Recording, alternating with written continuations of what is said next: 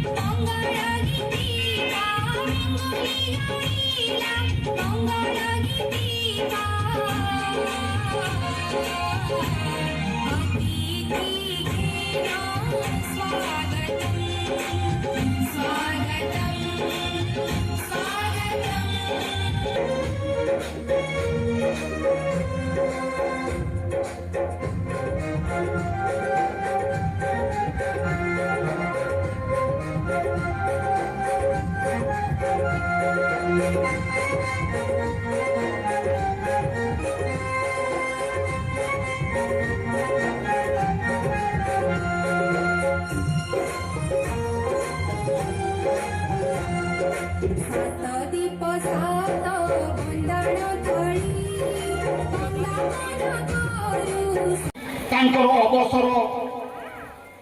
दिन जो समारोह रविवार हेले भी जो समारोह कर निश्चित भाव में छात्र छात्री एवं ग्रामवासी मान को धन्यवाद दूची कारण ठीक 15-20 दिन पूर्व यही विद्यालय यही झुरनमाला खुंटिया महोदय से अवसर नेबे बोली पूर्व समस्त को जमी गोटे आमर हुए आजिकल बाहागर पूर्व रिंग सेरिमनी हुए ठीक से भाव में देखी झुरनवाला खुंटिया समस्त पुरातन छात्र ग्रामवासी एवं ये क्लस्टर समस्त शिक्षक शिक्षक डाकी एक भोजी भात दे आप्यायित करते आज हूँ ये विद्यालय शेष दिन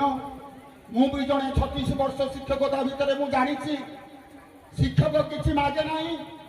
मागे ना धन मान सम्मान मागे ना मती धन किसी मागे ना केवल पिला मानकर श्रद्धा भक्ति ग्रामवासी बा से अंचल लोक मान श्रद्धा ताकू ही पाथे करी से शेष जीवन कटाए तेणु मु सर्वप्रथमे प्रभु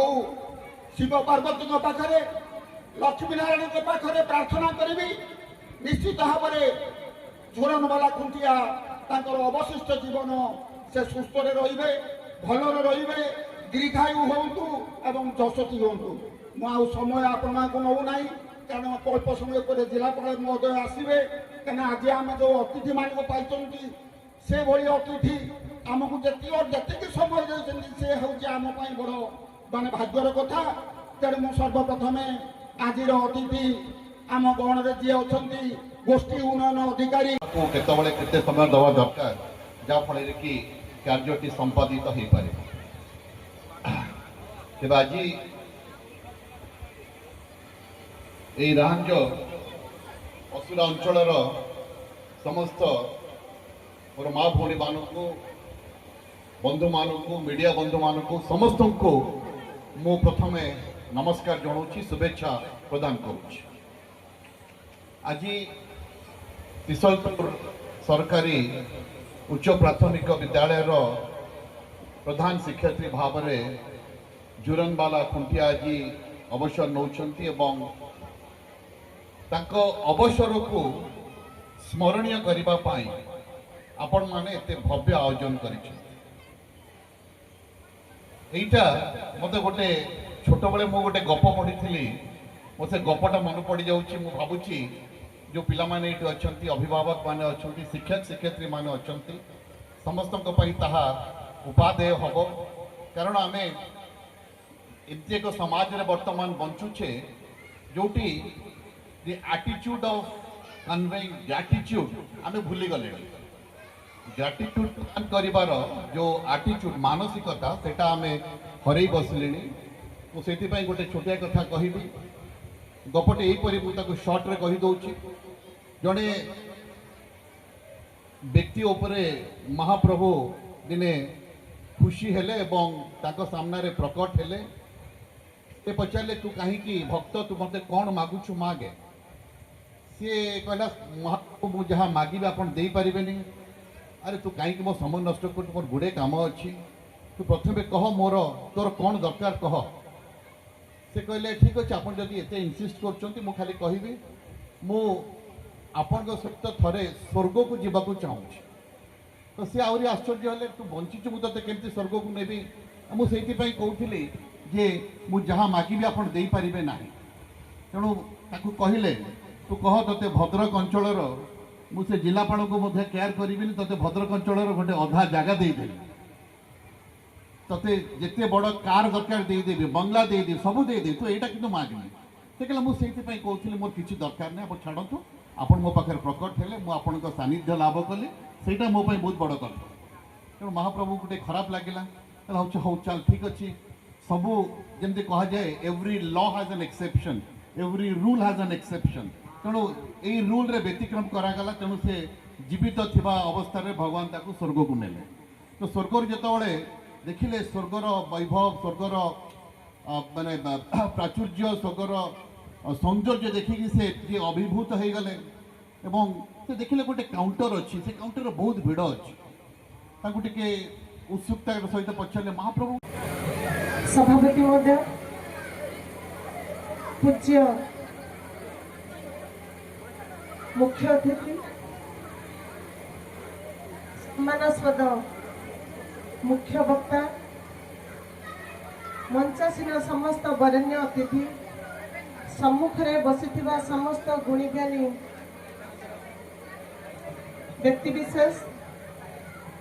मो विद्यालय शिक्षक शिक्षयित्री एवं आम क्लस्टर शिक्षक शिक्षयित्री भाई भौणी अभिभावक अभिभाविका मोर श्रद्धेय कुनि कुनि पिला माने आज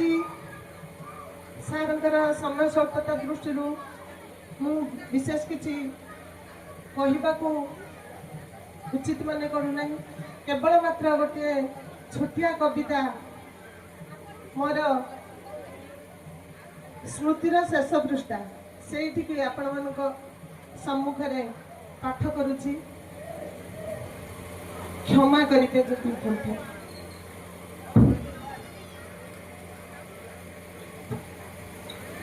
स्मृतिर शेष पृष्ठा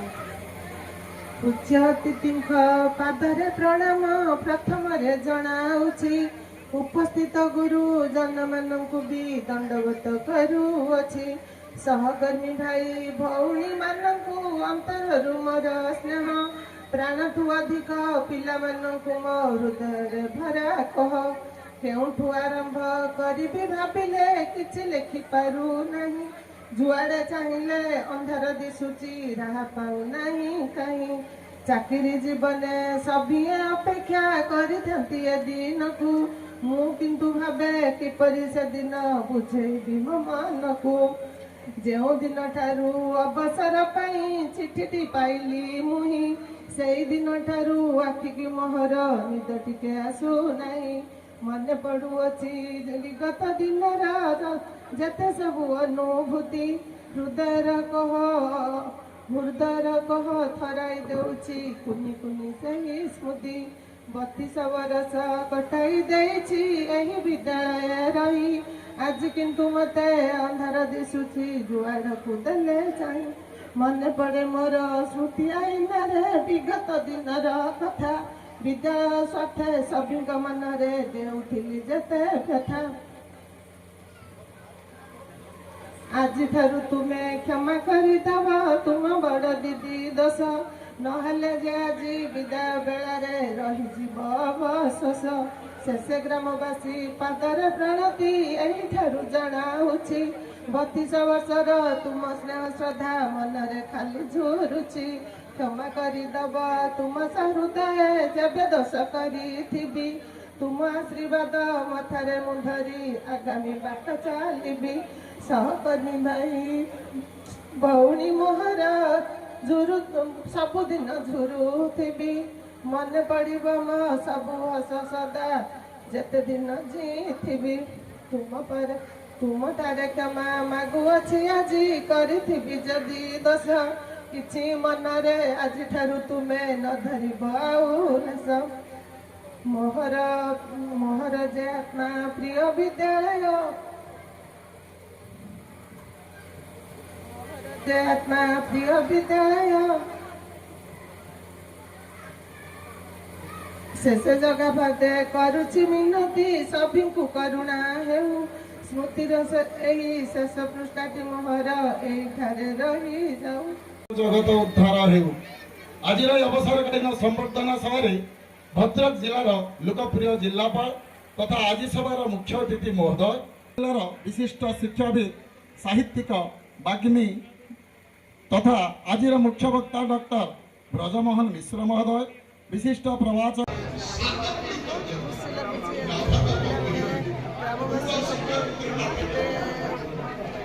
ଆୟୋଜନ କରିଛନ୍ତି ମତେ ଦୁଃଖ ଲାଗୁଛି ଆମେ ଯେଉଁ ମିଶିକି ରହିଥିଲୁ ଆମ ଭାଇ ଭଉଣୀ ଭଳିଆ ପିଲାମାନେ ସମସ୍ତେ ଗୋଟେ ଟିମ୍ ୱାର୍କରେ ସବୁ କାମ କରୁଥିବେ ଯାହା ଦେଖୁଛନ୍ତି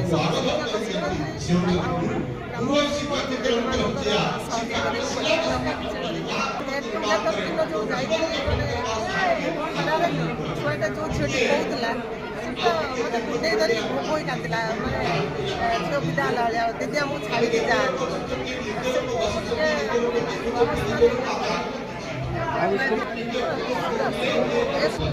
ସମସ୍ତେ ଗୋଟିଏ ବାଟ ସମସ୍ତେ କୌଣସି କାର୍ଯ୍ୟ କରନ୍ତି ସେ ସମାଜର ସଫଳତା ସରକାରୀ ଉଚ୍ଚ ପ୍ରାଥମିକ ବିଦ୍ୟାଳୟକୁ ଆସିବାର ମୋତେ ସୁଯୋଗ ମିଳିଲା ଏବଂ ଏଠି ହେଡମିଷ୍ଟ୍ରେସ୍ ଥିଲେ ଜୋରନବାଲା ଖୁଣ୍ଟିଆ ମହାଶୟ, ସେ ଆଜି ରିଟାୟାର କରୁଛନ୍ତି କିନ୍ତୁ କୁହାଯାଏ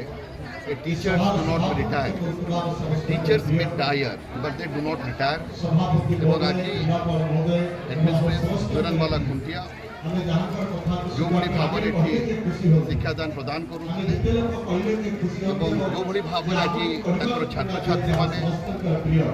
ପୁରାତନ ଛାତ୍ରଛାତ୍ରୀମାନେ ଶିକ୍ଷକ ଶିକ୍ଷୟିତ୍ରୀମାନେ ମୁଖ୍ୟତଃ ଏଇ ଗ୍ରାମବାସୀମାନେ ଯେଉଁଭଳି ଭାବରେ ତାଙ୍କୁ ଶ୍ରଦ୍ଧା ସମ୍ମାନ ପ୍ରଦାନ କରିଛନ୍ତି ତାହା ନିଶ୍ଚିତ ଭାବରେ ତାଙ୍କୁ ଆମୋଦିତ କରିଥିବ, ତାଙ୍କୁ ଅନେକ ସୁଖ ଏବଂ ଶାନ୍ତି ପ୍ରଦାନ କରିଥିବ। ଯେ 32 ବର୍ଷ ଧରି ସେ ଯେଉଁ ସ୍କୁଲରେ ନିରବଚ୍ଛିନ୍ନ ଭାବରେ ପାଠ ପଢ଼ୁଥିଲେ ଅତ୍ୟନ୍ତ ତ୍ୟାଗ ଏବଂ ସେଲ୍ଫଲେସ୍ଲି ପାଠ ପଢ଼ାଇଛନ୍ତି, ସେଥିପାଇଁ ସେ ଅନେକ ପିଲାମାନଙ୍କୁ ମଣିଷ କରିପାରିଛନ୍ତି ଏବଂ ସେଇଟା ହେଉଛି ଜଣେ ଶିକ୍ଷକ ବା ଶିକ୍ଷୟିତ୍ରୀର ସବୁଠାରୁ ବଡ଼ ପୁଞ୍ଜି। ଆଶା କରିବି ତାଙ୍କର ଏହି ବିଦାୟକାଳୀନ ସଭା ଅବସରରେ ତାଙ୍କୁ ଶୁଭେଚ୍ଛା ଦେବା ସହିତ ତାଙ୍କର ଦୀର୍ଘ ଜୀବନ ମଧ୍ୟ କାମନା କରିବ ଏବଂ